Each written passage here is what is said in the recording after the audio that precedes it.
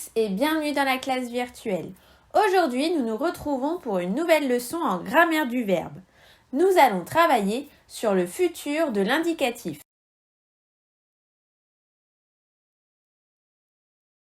Le futur est un temps permettant d'exprimer une action qui va se dérouler. Il renvoie donc à l'avenir. Par exemple, plus tard, nous aurons des voitures volantes. Demain, nous aurons des voitures volantes. Ou encore, dans quelques minutes, nous aurons des voitures volantes. Toutes ces phrases renvoient ainsi à des actions qui ne se sont pas encore produites, mais qui se produiront dans plus ou moins longtemps. Cherchons ensemble.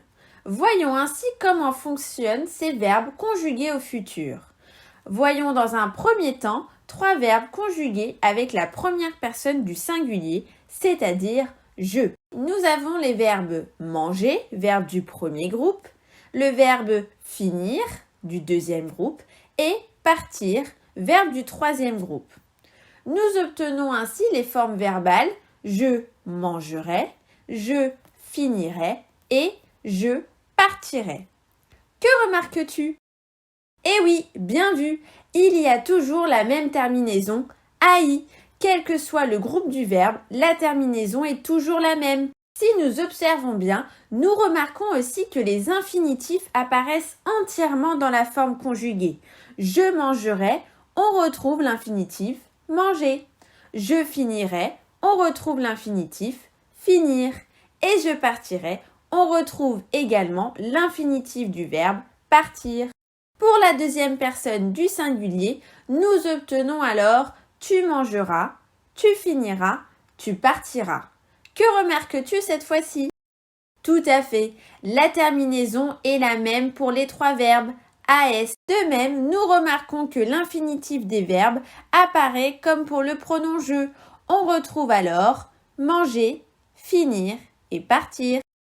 Pour la troisième personne du singulier, il, elle ou on, nous obtenons il mangera, il finira et il partira.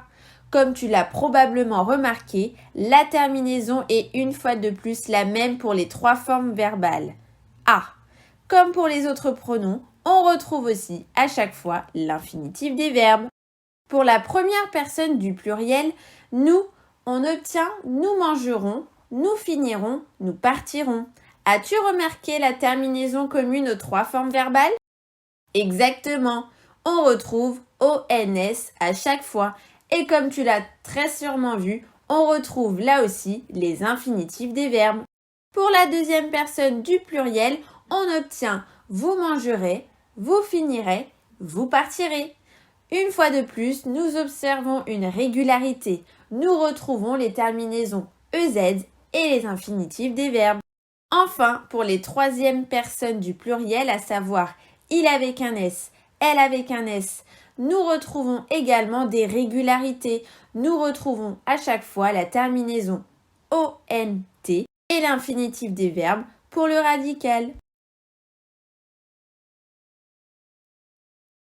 Pour conclure, nous avons vu que le futur de l'indicatif était un temps employé pour exprimer l'avenir, c'est-à-dire des actions qui vont se produire dans un futur plus ou moins proche. Pour conjuguer des verbes au futur, rien de plus simple.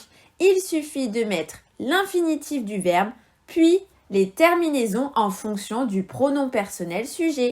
Ainsi, lorsque le sujet est je mets donc l'infinitif qui me sert de radical plus AI. Pour tu, je mets donc l'infinitif également plus AS. Pour il, elle, on, il faut également l'infinitif plus A. Enfin, pour les pronoms personnels du pluriel, c'est le même concept. Avec nous, on met l'infinitif plus ONS. Avec vous, l'infinitif plus EZ.